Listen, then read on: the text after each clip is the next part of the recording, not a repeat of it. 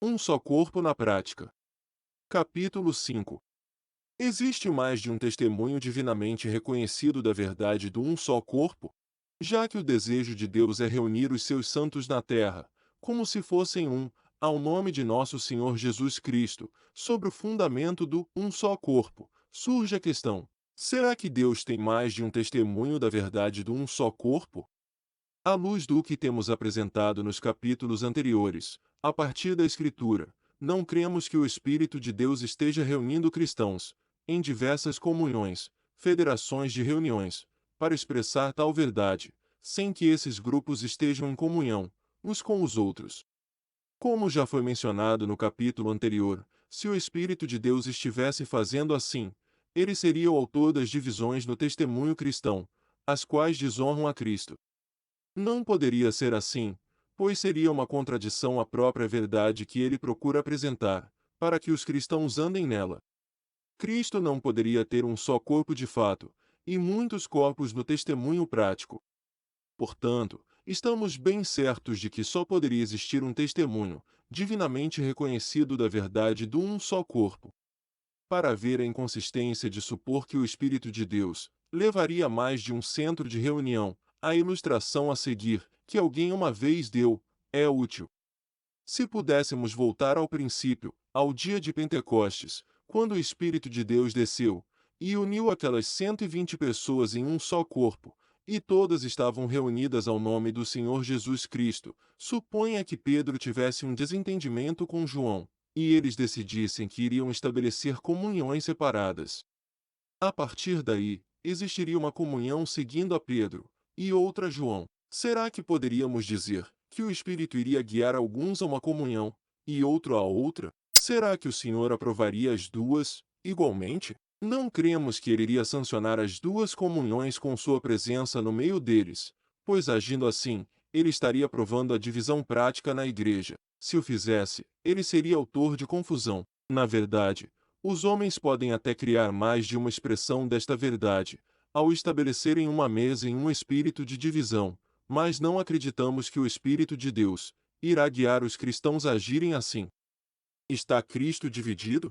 Cremos, portanto, que as Escrituras ensinam que só poderia existir uma expressão, divinamente reconhecida da verdade, do um só corpo sobre a terra, estabelecida pelo Senhor, e não pelos homens. Se surgissem seitas ou heresias, facções independentes na comunhão, estas seriam decorrentes da vontade da carne e não da de Deus. No princípio todos os santos estavam juntos. Se a profissão cristã está agora toda dividida em inúmeras seitas, isto é obra de homens que por ignorância, ou vontade própria, formam esses grupos independentes. Paulo mostrou aos coríntios como essas coisas tinham início. Elas geralmente começam com diferenças de opinião e julgamento. Rogo-vos, porém, irmãos, pelo nome de nosso Senhor Jesus Cristo, que digais todos uma mesma coisa, e que não haja entre vós dissensões, antes sejais unidos em um mesmo pensamento e em um mesmo parecer, uma mesma opinião. Essas diferenças de opinião levariam a disputas ou contendas. Porque a respeito de vós, irmãos meus, me foi comunicado pelos da família de Cloé, que há contendas entre vós. A partir daí, se as contendas não fossem julgadas, elas levariam às divisões ou cismas entre os santos. Quero dizer com isto, que cada um de vós diz, eu sou de Paulo, e eu de Apolo, e eu de Cefas, e eu de Cristo. Está Cristo dividido? Essas divisões ou cismas são facções internas entre os santos congregados. Porém, ainda mais sério do que isto, é o que Paulo revela que resultaria das divisões internas entre o povo do Senhor. Se essas coisas não fossem julgadas, elas levariam a heresias ou seitas. Porque antes de tudo ouço que, quando vos ajuntais na igreja, há entre vós dissensões, e em parte o creio. E até importa que haja entre vós heresias, para que os que são sinceros se manifestem entre vós. Uma seita ou heresia, trata-se da mesma palavra em grego, é uma divisão externa entre os santos, quando um partido se separa, e passa a congregar de forma independente. O que começa como uma diferença de opinião, leva à contenda, e acaba produzindo um cisma ou divisão interna entre os santos, a qual, se não for julgada, levará a uma heresia ou seita, uma divisão visível entre os santos. Imitação. Alguns pensam equivocadamente que, uma vez que existe apenas uma maneira de os cristãos se reunirem, de acordo com o padrão da Palavra de Deus, e que se um grupo de cristãos vierem a se reunir nesse sentido, eles devem estar divinamente reunidos para o nome do Senhor. Uma pessoa pode entrar em uma reunião de cristãos e sair dizendo: essas pessoas se reúnem exatamente como aquelas reunidas no nome do Senhor, portanto, eles devem estar reunidos para o nome do Senhor. No entanto, há mais para ser divinamente reunido no nome do Senhor do que isso. Certamente é verdade que é apenas uma maneira de os cristãos se reunirem, mas se conduzir reuniões de acordo com o padrão bíblico fosse tudo o que devia ser feito, então as pessoas poderiam se afastar daqueles que Deus reuniu para o nome do Senhor Jesus e estabelecer uma irmandade de forma independente, buscando praticar o que a palavra de Deus ensina a respeito da ordem da Assembleia, e, portanto, eles poderiam ser considerados como estando no terreno certo da Assembleia. Se esse fosse o único critério, as muitas divisões heréticas entre os chamados irmãos poderiam ser consideradas reunidas para o nome do Senhor, porque muitos deles buscam seguir o padrão de congregação dado na palavra de Deus. Embora grupos assim possam alegar que existe base nas Escrituras para tudo o que praticam, só isso não significa que estejam divinamente congregados sobre o terreno do um só corpo. Por quê? Porque existe ainda a questão da ação corporativa do Espírito em reunir. É possível que um grupo assim seja uma mera imitação da maneira bíblica de congregar, tendo sido orquestrada pela vontade do homem. A grande questão é: será que o Espírito de Deus foi o autor disso? Teriam eles sido reunidos pelo Espírito? Talvez tenham feito isso com boas intenções, mas se foi estabelecido independentemente da ação do Espírito, trata-se de algo cismático e herético, e não poderia ser considerado por Deus como estando sobre o verdadeiro fundamento da Assembleia. Uma coisa é os cristãos se reunirem seguindo um padrão bíblico, outra é fazerem isso tendo sido reunidos pelo Espírito, sobre o fundamento do um só corpo. G.V. Wigron disse que é possível encontrar uma situação em que cristãos venham a colocar, de um lado a verdade de Deus, e do outro o Espírito de Deus. O assunto que estamos considerando pode ser um exemplo disso. Alguns cristãos poderiam se reunir, seguindo o padrão bíblico para uma assembleia local, porém separados da obra do Espírito de Deus. Devemos nos lembrar de que Jeroboão estabeleceu falsos centros de adoração, em Betel e Dan. O que era feito em Betel era igual à festa que se fazia em Judá, no sentido de ser parecido com o centro divino, mas era evidente que não tinha aprovação do Senhor, pois um homem de Deus foi enviado pelo Senhor para clamar contra aquele altar. Isto demonstra que tentar imitar o padrão dado por Deus não é garantia de receber a aprovação de Deus. Em outra ocasião, quando Zorobabel e Jesuá, junto com um remanescente de judeus, voltaram de Babilônia, existiam pessoas na terra que alegavam querer buscar a Jeová. Como vós, buscaremos a vosso Deus, como também já lhe sacrificamos. Mas o remanescente que estava em Jerusalém os rejeitou, por perceber que sua alegação era falsa. Se existia imitação no judaísmo, sabemos que existirá imitação no cristianismo também. Os princípios das Escrituras que já abordamos, no capítulo 1, demonstram que se o estabelecimento de assembleias cristãs fosse uma obra do Espírito, então isso seria feito em comunhão com a obra do Espírito já existente, em reunir as almas ao nome do Senhor Jesus. Deste modo, a unidade do Espírito seria mantida. Ao seguirem este princípio, os irmãos congregados ao nome do Senhor têm buscado estender as destras de comunhão às novas reuniões, de forma a manter uma expressão coletiva da verdade do um só corpo. Mas é errado pensar que só porque um grupo de cristãos se reúne igual àqueles congregados ao nome do Senhor, eles estejam automaticamente sobre o terreno divino, e portanto teríamos uma justificativa para partir o pão com eles. Pode ser o caso de estarem em um terreno independente, e juntar-se a eles seria apoiar a divisão exterior no testemunho da igreja. Grupos cismáticos dos assim chamados irmãos. Todas as divisões e as rupturas externas no testemunho cristão tiveram um começo. Se uma pessoa está pensando seriamente em ter comunhão com uma companhia de cristãos que professam cumprir os princípios da palavra de Deus, deve perguntar quais são as origens dessa companhia. Toda reunião de cristãos tem uma história. Walter Potter disse: Qual é a origem de uma determinada reunião? Por que eles estão se reunindo em separação uns dos outros? A posição deles é bíblica? Essas são boas perguntas a serem feitas. A ideia equivocada de que Deus possuiria mais de uma expressão da verdade do um só corpo não é nova. Desde o início dos anos 1900, havia panfletos que propunham essa linha de coisas, que circulavam por aqueles que procuravam juntar as várias divisões, entre os chamados irmãos, em uma só irmandade. Mais tarde, tornaram-se conhecidos como Irmandade da KLC, Kelly, Lowe e Continental, apesar de não assumirem formalmente esse título. Os que são desta amalgamação não acreditam que exista uma expressão prática, reconhecida divinamente da verdade do um só corpo. Eles acreditam que a mesa do Senhor não poderia estar em apenas um lugar ou apenas em uma comunhão de cristãos. Eles acham que o Senhor está no meio de qualquer companhia cristã, desde que se reúnam de acordo com o padrão bíblico. Eles acreditam que ele está no meio de tais assembleias, aprovando a existência delas, mesmo que tais companhias possam não estar em comunhão prática umas com as outras. Algumas dessas companhias já se separaram uns dos outros anteriormente. Ouvimos pessoalmente um líder desse grupo dizer: acreditamos que você está reunido pelo Espírito ao nome do Senhor, na base de um só corpo, e tem o Senhor no meio, assim como nós. É apenas que não estamos em comunhão prática, uns com os outros. Não é difícil ver por que eles sustentariam essa visão. Eles tiveram que acabar com a verdade do único centro de reunião, para realizar seu plano de unir os vários grupos dissidentes entre os irmãos. Quando essa afirmação é testada pelos princípios da Palavra de Deus,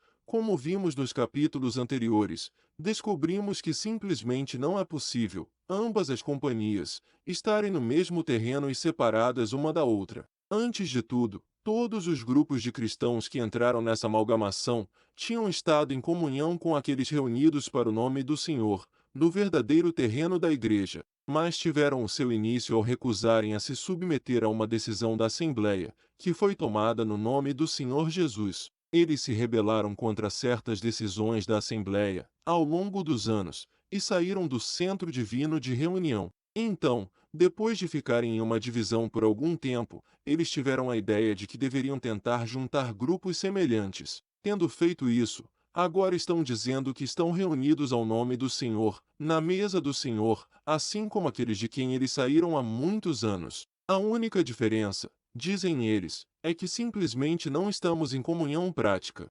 Perguntamos: como esse movimento poderia ser de Deus? É inconcebível pensar que esse grupo possa estar no verdadeiro terreno da Assembleia, quando seu ponto de partida está completamente errado. Como que começou em rebelião e abandono do terreno divino, acabou se tornando no terreno divino. Apenas porque houve o passar do tempo, poderia o Senhor sancionar, com sua presença, uma companhia que se separou dos santos reunidos em seu nome, cujo ponto de partida foi a recusa em se submeter a uma ação da Assembleia que ele havia ligado no céu? Para acomodar cada grupo que se une a essa fusão, eles tiveram que comprometer certas verdades relacionadas à dificuldade específica que esse novo grupo adotou ao deixar o centro divino. Uma verdade que foi comprometida, em todos os casos, é que a mesa do Senhor só poderia estar em um lugar, isto é, entre uma comunhão de cristãos. Uma segunda coisa que mostra que essa comunhão dos KLC não poderia estar no mesmo terreno que os da mesa do Senhor, a quem eles deixaram em divisão há muitos anos, é que, ocasionalmente, irão receber uma pessoa que saiu ou foi afastada daqueles à mesa do Senhor. Esta é uma negação prática da confissão, de que ambas as comunhões estão no mesmo terreno, porque, como já vimos, quando uma decisão de ligar foi tomada no nome do Senhor Jesus, ela deve ser aceita por todos, no terreno de um só corpo. Uma assembleia reunida ao nome do Senhor, recebendo uma pessoa que foi excomungada, por outra assembleia semelhante, reunida no mesmo terreno, está deixando de lado a ação do Espírito Santo, em decisões de ligar, e é uma negação da unidade do corpo. Se ambos os grupos estivessem no mesmo terreno, reconheceriam as ações um do outro. É verdade que às vezes aconteceu o inverso: aqueles excomungados de tais grupos foram recebidos entre os reunidos no nome do Senhor. Mas isso ocorre porque os santos reunidos à mesa do Senhor não reconhecem as ações de tais grupos como sendo ligadas no céu, pela autoridade do Senhor, porque o terreno que esses grupos tomaram em divisão é uma coisa cismática criada pelo homem, e os santos reunidos não alegam que ambas as companhias estão no mesmo terreno. Agora, se os KLC realmente querem que as duas companhias participem juntas como dizem, tudo o que precisam fazer é reconhecer que tomaram um lugar de divisão, deixando a mesa do Senhor, e saíram com os grupos que rejeitaram várias decisões de assembleia, que foram tomadas ao longo dos anos. Se eles se arrependessem e retornassem ao centro divino, tudo poderia ser curado. Então eles poderiam ter o que dizem que desejam. Certamente, o retorno deles teria que ser individual. Não se pode pedir, aos que estão reunidos em nome do Senhor, que ignorem o caso desses tristes abandonos, e se juntem a esse movimento, pois, ao fazê-lo, estariam tolerando a rebelião. Se tu voltares, eu te trarei outra vez, e estarás diante de mim, e se tirares o precioso do vil, serás como a minha boca. Voltem para ti, mas não voltes para eles. Estar juntos com certeza é um bom desejo. Todos devemos estar no mesmo terreno, mas isso não pode ser alcançado comprometendo a verdade do único centro de reunião. Voltar ao ponto de partida e reconhecer o erro de não se sujeitar a uma decisão da Assembleia é o único caminho de cura divino. Isso deve ser confessado, e não apenas em uma humilhação geral sobre o estado baixo que dividiu os santos. O princípio correto para curar todas as divisões entre o povo de Deus é o arrependimento e o retorno ao ponto onde se afastaram. O problema é que reconhecer o erro de não se submeter às decisões da Assembleia, tomadas em nome do Senhor, é humilhante demais. Todos sabemos como é difícil nos humilhar. John Nelson Darby disse que a submissão é o grande princípio de cura da humanidade. Ele também disse que a humildade era o segredo da comunhão, e o orgulho era a causa da divisão. Em vez de voltar ao ponto de partida, os que estão nesse movimento preferem trabalhar para reunir irmãos de vários grupos dissidentes, com base no princípio errado da fusão, e com o custo de renunciar à verdade do único centro de reunião, a mesa do Senhor. Está bem documentado que John Nelson Darby, C.H. Mackintosh, dentre outros, sustentavam a verdade de uma mesa do Senhor, onde Cristo está no meio como divino centro de reunião. Também há muitas evidências para mostrar que muitos dos líderes que perpetraram essas divisões também sustentavam a verdade da única mesa do Senhor, mas a abandonaram assim que saíram em divisão. Como exemplo, quando perguntaram a S. Ridout por que os irmãos que apoiavam Grant naquela divisão apressadamente partiram o pão, no dia do Senhor, logo após ele ter sido colocado fora, ele disse: acreditamos que em 1884, muitos de nós, antes da divisão, tínhamos o pensamento comum de que nós tínhamos a mesa exclusivamente, e não devíamos permitir que ela passasse em branco um único dia. Pensamos que isso tivesse algo a ver com a pressa de partir o pão, sem intervalo, na Craig Street, Montreal. Alguns meses depois, ele escreveu outra carta sobre o que constitui ou caracteriza a mesa do Senhor, afirmando que nenhuma companhia pode reivindicar a posse exclusiva dela. Aqui, o Sr. Ridout admite que eles costumavam manter a verdade da única mesa do Senhor, mas desde então a abandonaram. E novamente, uma citação de uma publicação de Grant em 1914 diz: mas talvez o maior item na coluna de crédito de nossa contabilidade, se alguém puder ser permitido comparar, onde tudo é tão precioso e vital, é a verdade de que nenhuma companhia de cristãos, nem mesmo nós mesmos, pode reivindicar o monopólio da mesa do Senhor, ou de reunir-se no nome do Senhor. Se essa verdade fosse conhecida 30 anos atrás, talvez a divisão pudesse ter sido evitada. Aqui novamente, temos um reconhecimento de ter aceitado anteriormente a verdade, de um único centro de reunião, mas tê-la abandonado. Depois de abandonarem os ensinamentos do único centro de reunião, chamam seu abandono de uma grande verdade. Que pena ver a felicitação de si mesmo, e o gloriar-se na vergonha de outros.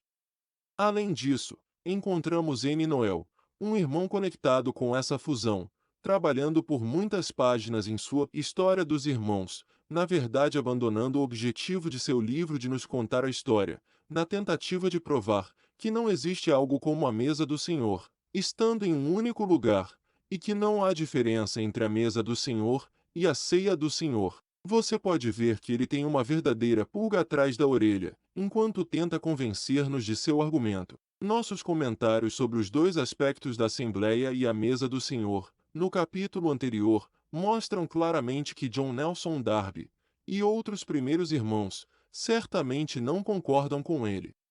Os irmãos anteriores foram iludidos nos ensinamentos que possuíam, e pelos quais pagaram um preço tão alto? O Sr. Darby e outros de seu tempo estavam todos errados nesse ponto? S. Ridout, N. Noel e outros andavam tão intimamente com o Senhor, depois da decadência no testemunho remanescente, que seu discernimento espiritual excedeu o dos irmãos anteriores? Deveria ser óbvio que os homens anteriores tinham entendimento e discernimento espiritual além daqueles que vieram depois deles, incluindo nós mesmos. Eles também possuíam um dom espiritual além do conhecido por nós hoje. As verdades fundamentais apresentadas por esses expositores não devem ser levianamente deixadas de lado. Agora perguntamos: quem mudou a doutrina eclesiástica deles? Quem desistiu da verdade, que foi tão graciosamente recuperada aos santos, por aqueles homens talentosos, que Deus levantou para esse propósito? Aqueles que procuram sustentar as coisas ensinadas por nossos irmãos anteriores, apenas tentaram manter o bom depósito da verdade, que foi recuperada para a Igreja. Foi-nos transmitida por uma geração anterior, de homens fiéis. É certo que foi realizado com muita fraqueza, mas esse foi nosso grande objetivo. Lembramos a exortação de Paulo a Timóteo, sobre as coisas que ele ouvira dele. Ele deveria confiar a mesma verdade aos homens fiéis, que também poderiam ensinar os outros. Enfatizamos as palavras a mesma, pois Paulo estava instruindo Timóteo a ensinar aos outros a mesma coisa que ele havia sido ensinado por Paulo. Ele não deveria alterá-lo ao seu gosto e depois transmiti-lo, pois se ele e outros o fizessem, a verdade que Paulo deu logo se perderia. O fato claro é que esses amalgamadores tiveram que acabar com a verdade do único centro de reunião, para fazer com que os vários grupos dissidentes de irmãos seguissem sua reunião. Não queremos ser ofensivos ou acusadores ao apontar isso, mas foi exatamente isso que aconteceu. De fato, parece que sempre que alguém sai da mesa do Senhor, depois acredita que a mesa não está em um só lugar. Novos grupos buscando seguir o padrão bíblico para reunir. A ideia de que Deus pode ter mais de um testemunho, divinamente reconhecido da verdade do um só corpo, ainda que não em comunhão prática uns com os outros, incomoda alguns. Muitas perguntas hipotéticas já foram feitas neste sentido, relacionadas a novos grupos de cristãos que procurem congregar sobre os princípios divinos. Este é um exemplo. Se um grupo de cristãos piedosos, que não conhecesse sobre os que estão congregados ao nome do Senhor, aprendesse algo da verdade de como congregar, separando-se de suas associações eclesiásticas anteriores, começasse a se reunir simplesmente em nome do Senhor Jesus, agindo em conformidade com tudo que aprenderam da Escritura sobre o funcionamento da Assembleia, estariam eles, divinamente congregados sobre o terreno do um só corpo, e teriam o Senhor em seu meio, conforme Mateus 18:20? Tem sido dito: não podemos limitar o Senhor de trabalhar onde ele deseja. Se ele decidir trabalhar em outros lugares, isso é sua soberana escolha. É inegável que Deus trabalha independentemente dos santos congregados ao nome do Senhor. Ele pode exercitar as pessoas acerca da verdade de como congregar e efetivamente o faz. Mas o fato de estarem exercitadas sobre a verdade e procurarem praticar o que aprenderam da palavra de Deus a esse respeito, não as coloca necessariamente sobre o terreno do um só corpo. Certamente concordamos que Deus deve estar trabalhando com os cristãos deste exemplo, pois eles receberam uma grande parcela da verdade, concernente à ordem na Assembleia. Mas assumir que tal grupo de cristãos está automaticamente congregados ao nome do Senhor, no terreno do um só corpo, negligencia os princípios que qualificam uma assembleia para isto, os quais foram mencionados nos capítulos 1 e 3. Isto é, que precisam estar em comunhão com outras assembleias de crentes, congregados da mesma forma, com os quais possam expressar esta verdade na prática, no que diz respeito à recepção, disciplina, cartas de recomendação, etc. Como poderiam eles praticar a verdade do um só corpo, estando reunidos por si mesmos? Como poderiam alguns cristãos, com boas intenções, que se reunissem para a adoração e o ministério, atender a todas as condições estabelecidas em Mateus 18:20? Há quem diga que se alguns crentes se reunirem sobre princípios bíblicos, porém sem estarem conectados em uma comunhão prática com aqueles que já estavam congregados ao nome do Senhor, por desconhecerem esses santos reunidos, eles estariam divinamente congregados no terreno do um só corpo. Todavia, se esse grupo ficasse sabendo daqueles congregados ao nome do Senhor e não se ligassem a eles em uma comunhão prática, só então eles seriam vistos como não estando sobre o terreno do um só corpo, pois teriam sido testados, e decidiram não andar na verdade que professavam. Tal ideia parece fazer do conhecimento o critério para estar congregado no terreno correto. Suponha que um grupo assim se reunisse por 30 anos antes de entrar em contato com outros congregados sobre os mesmos princípios, e seus membros não quisessem estar ligados a eles. Será que poderíamos dizer que durante 30 anos, eles realmente estiveram congregados pelo Espírito ao Senhor, em seu meio, porém agora, por sua recusa de estarem conectados a outros, para praticarem a verdade do um só corpo, o Senhor, a partir desse fato, deixaria de estar no meio deles? Ou será que diríamos simplesmente que eles nunca estiveram verdadeiramente congregados ao seu nome? Ora, se um teste assim for necessário, para podermos afirmar que um grupo está verdadeiramente congregado pelo Espírito, então não podemos dizer que quaisquer desses grupos estejam congregados, a menos que antes passem pelo teste do contato, com aqueles que já estão congregados ao nome do Senhor. Também já ouvimos alguém comentar que o Espírito de Deus não reuniria cristãos sobre o terreno do um só corpo, à parte daqueles já congregados ao nome do Senhor, em áreas onde Deus já tivesse estabelecido um testemunho desta verdade, e também que os crentes nessa situação, que estivessem sendo exercitados pelo Espírito, seriam guiados pelo Espírito de Deus à comunhão com aqueles já congregados, sobre o terreno do um só corpo, nessa área. Porém, em áreas remotas e em outras regiões menos privilegiadas, como China ou Rússia, o Espírito os levaria a formar uma comunhão, onde eles estariam sobre o terreno do um só corpo. Ora, se isto fosse verdadeiro, então o Espírito de Deus estaria trabalhando de maneira contrária à palavra de Deus, a qual diz claramente que ele iria reunir em um corpo os filhos de Deus que andavam dispersos. Temos certeza de que o Espírito de Deus não trabalha de modo contrário à palavra de Deus. Por um lado, há quem diga que não deveríamos subestimar a graça de Deus em reunir os seus santos onde quer que ele deseje, e por outro, que limitamos seu poder de ligá-los em uma comunhão prática, para que a verdade do um só corpo possa ser visivelmente expressada na terra. Esse tipo de raciocínio faz da distância e da comunicação um obstáculo que o Espírito de Deus seria incapaz de superar. Se existe um limite à obra do Espírito, este é a palavra de Deus, já que o Espírito de Deus jamais irá fazer algo contrário à sua própria palavra. Quando o Senhor enviou os apóstolos, ele disse: Ide, fazei discípulos de todas as nações, batizando-os em nome do Pai, e do Filho, e do Espírito Santo. Ele também disse: É-me dado todo o poder no céu e na terra. Isto demonstra que o Senhor possui todo o poder em todas as nações. A distância não é um obstáculo para Deus.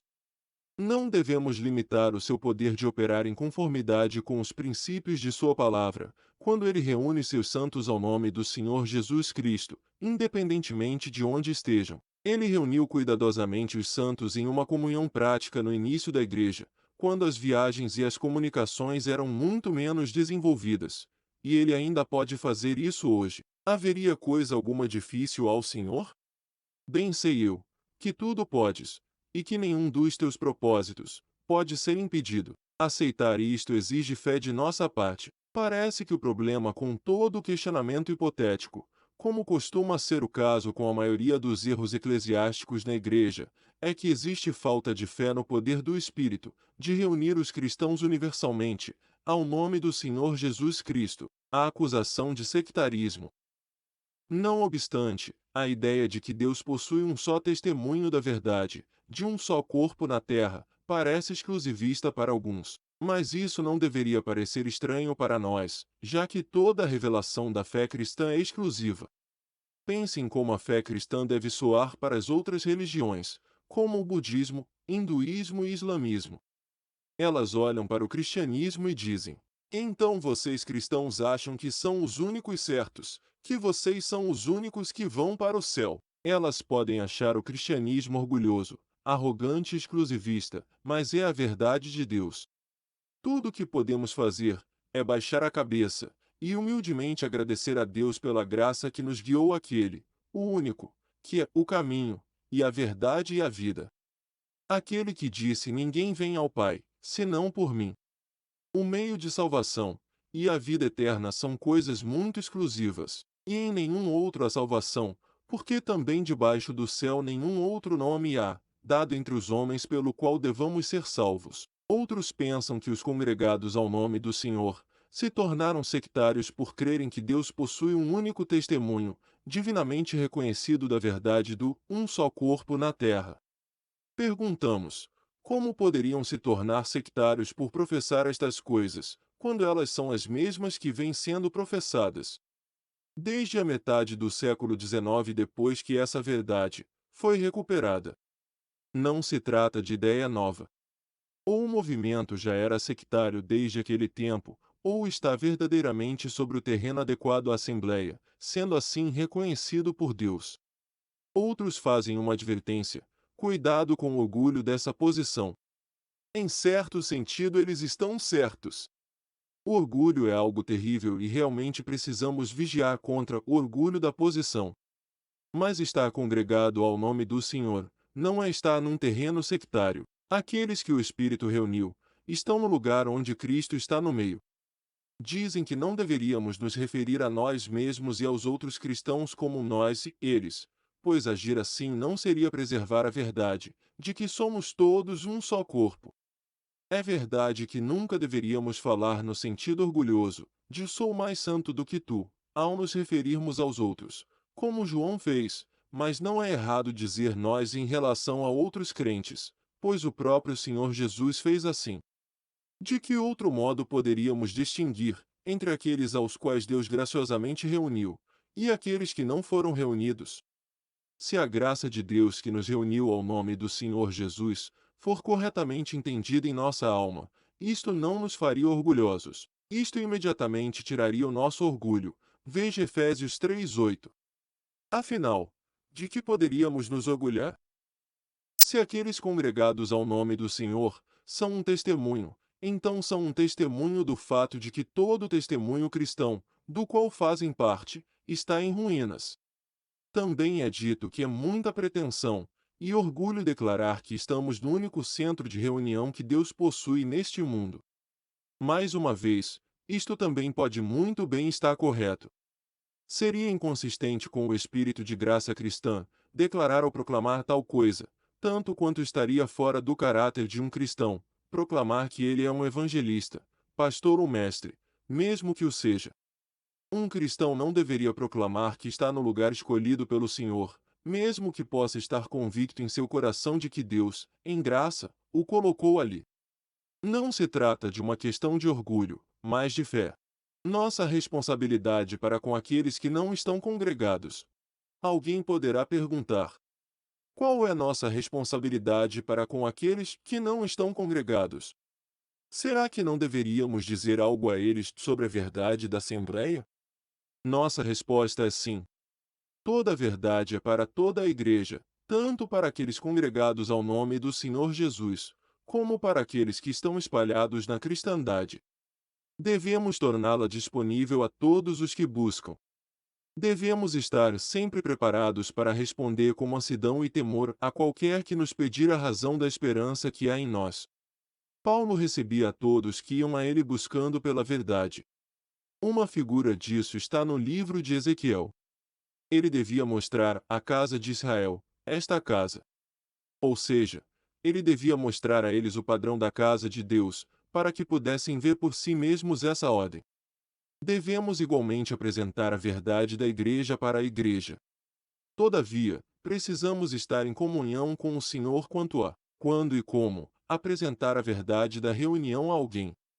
Por divulgar indiscriminadamente a verdade da Assembleia a todas as pessoas com quem nos encontramos, podemos inadvertidamente estar dando aos cães as coisas santas e aos porcos as pérolas. Na Escritura, o porco costuma ser usado para descrever um falso professo. Uma pérola na Escritura refere-se à Assembleia. E esta verdade é de propriedade exclusiva da Igreja. A verdade concernente à Assembleia deve ser disseminada com cuidado. Que o Senhor possa nos guiar nesta tarefa. Uma razão pela qual deveríamos ser cuidadosos neste assunto é que podemos acabar forçando a verdade em alguém que ainda não esteja preparado para ela. Às vezes ficamos tão ansiosos para dar às pessoas a verdade da Assembleia que acabamos criando uma discussão. O resultado pode ser que as pessoas acabem sendo feridas pela verdade, e daí em diante passam a rejeitá-la, sem sequer dar espaço para a consideração. W. Kelly disse: havia suficiente avanço na verdade naquilo que o apóstolo Paulo ensinava, mas ele não iria correr o risco de causar uma divisão entre os santos em Jerusalém. Se ele ficasse indiferente à condição dos santos, ele teria apresentado toda a verdade celestial na qual ele estava bem à frente dos outros. Mas duas coisas devem ser consideradas na comunicação da verdade. Não somente deve haver a certeza de que a verdade é de Deus, mas ela deve também ser adequada àqueles a quem comunicamos. Talvez eles precisem dela, mas não estejam em condições de recebê-la. E quanto mais preciosa a verdade, maior o dano que, em certo sentido, é causado se for apresentada àqueles que ainda não estão em condições de se beneficiarem dela. Esta parece ser uma das razões pela qual, na Epístola aos Gálatas, o apóstolo nunca menciona essas benditas verdades. A sabedoria dessa omissão é evidente. Tais verdades teriam sido ininteligíveis, ou no mínimo inadequadas, para as almas na condição em que se encontravam. Apresentá-las não faria bem algum a eles. Veja também Marcos 4:33 e João 16:12. Devemos nos lembrar de que a verdade é para aqueles que a desejam. Embora possamos orientar e instruir, não é nossa tarefa tentar forçar aqueles que têm pouco ou nenhum interesse nessas coisas. John Nelson Darby disse que ele nunca tentou coagir alguém a andar na senda que ele trilhava, estando congregado ao nome do Senhor, que não tivesse a fé ou convicção sobre isso. W. T. P. Volston advertiu: não empurre com um forcado seus convertidos para dentro da Assembleia. Reunir os cristãos ao nome do Senhor Jesus é uma obra que Deus nunca entregou para o seu povo fazer. Em Lucas 10:33-35, vemos que o samaritano, que é uma figura do Senhor Jesus, levou o homem ferido à estalagem, uma figura da Assembleia. Também lemos em Lucas 22:10-11 de um homem levando um cântaro de água, o qual é uma figura do Espírito Santo que guia os discípulos ao lugar escolhido pelo Senhor. Isto demonstra que a obra de reunir pertence ao Senhor Jesus e ao Espírito de Deus. Ele pode nos associar consigo neste trabalho, mas é tudo sua obra. O perigo nesta área de serviço cristão é que existe uma tendência de servos bem-intencionados acabarem se comprometendo ao se esforçarem em levar a verdade às pessoas. Devemos amar a todos os filhos de Deus. Mas embora nosso amor e preocupação devam ser dirigidos a todos os santos de Deus, nossos pés devem permanecer no caminho da obediência à palavra de Deus, que nos exorta a permanecermos separados da desordem existente na grande casa. O fato de vermos pessoas que necessitam da verdade nas várias denominações religiosas, não significa que devemos deixar de lado nossa responsabilidade de andarmos em obediência. Não podemos abandonar os princípios de separação a fim de alcançar alguém. Devemos nos lembrar de que a obra toda de reunião é do Espírito. Precisamos descansar no fato de que Deus é soberano e pode alcançar pessoas onde quer que elas estejam. A palavra de Deus não está presa. Mas o fato de Deus usar sua palavra onde lhe aprouver, não significa que podemos ir onde quisermos, a fim de levar a palavra às pessoas. Nossa responsabilidade para com os que abandonaram o divino centro de reunião. O que costuma ser mais perigoso do que forçar pessoas a entrarem na assembleia local, é sair atrás daqueles que abandonaram a assembleia. Ao considerarmos este assunto do Espírito reunindo, precisamos entender que espalhar é uma obra de Deus tanto quanto reunir. Às vezes o Senhor peneira o seu povo. Ele os prova e às vezes permite que sejam espalhados. Satanás é o grande divisor e dispersor, e o Senhor, pelo Espírito, é o grande reunidor. Todavia, o Senhor, em caráter de disciplina governamental de seu povo, pode permitir que Satanás tenha acesso aos santos e faça seu trabalho de dispersar. No passado o Senhor peneirou os filhos de Israel no deserto. Ele também os peneirou na terra, e no futuro, quando restaurar Israel, ele irá peneirá-los uma vez mais. Isto Deus faz em seus caminhos com o seu povo, e com o testemunho cristão não é diferente.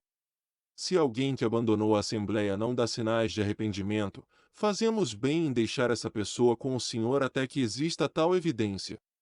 Certamente não estamos querendo dizer com isso que o Senhor está tentando reunir aqueles que saíram em uma divisão. Neste caso, Deus está claramente espalhando, apesar de serem sua propriedade. Tentar atrair pessoas assim de volta à Assembleia, porque o lugar delas é ali, sem levar isto em consideração, pode parecer uma atitude amorosa e bem-intencionada, mas geralmente acaba criando problemas. Somos avisados da tentativa de Joabe de levar Absalão de volta ao reino, antes de existir qualquer mudança nele. Aquilo acarretou uma séria conspiração, e muitos tombaram na batalha que resultou disso. No final vemos que foi Joabe quem matou Absalão. O mesmo que tentou levá-lo de volta acabou por destruí-lo. A lição aqui é que se buscássemos por alguém, para trazê-lo de volta antes de existir uma mudança na pessoa, certamente não estaríamos fazendo bem a ela. Além de ameaçar o bem-estar da Assembleia, isso pode acabar destruindo a pessoa no que diz respeito àquela verdade. É certo que Deus gostaria que nos preocupássemos com aqueles que esfriaram ou se afastaram da Assembleia.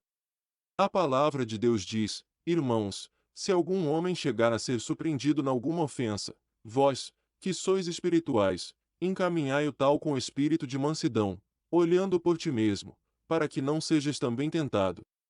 O Senhor reclama com os pastores que não vão atrás do rebanho desgarrado. Abraão buscou Ló, quando este foi levado por um inimigo, enquanto morava em Sodoma um tipo do mundo em sua corrupção. O caso do ataque a Ziclag em 1 Samuel 38 é outro exemplo. Davi consultou o Senhor se deveria sair em busca daqueles que tinham sido levados pelos amalequitas, uma figura da carne.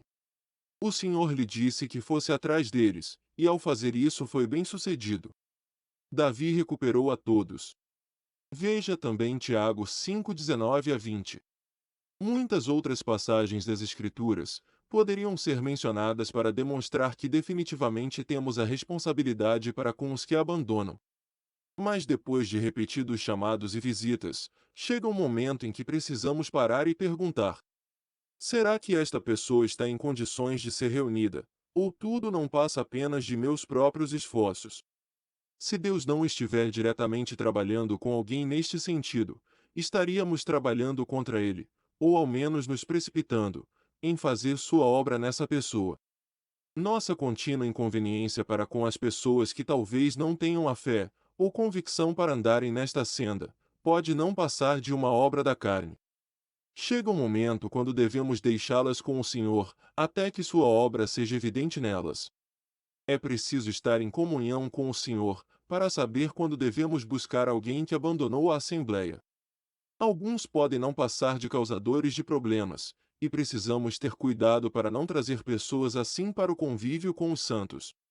Se por um lado podemos ser obrigados a deixar certas pessoas com o Senhor, durante algum tempo, por outro jamais deveríamos deixar de orar por elas. Todos os cristãos finalmente serão reunidos, há um dia maravilhoso chegando, quando todos os santos de Deus estarão congregados a Cristo em sua vinda. Aguardamos aquele dia com feliz expectativa.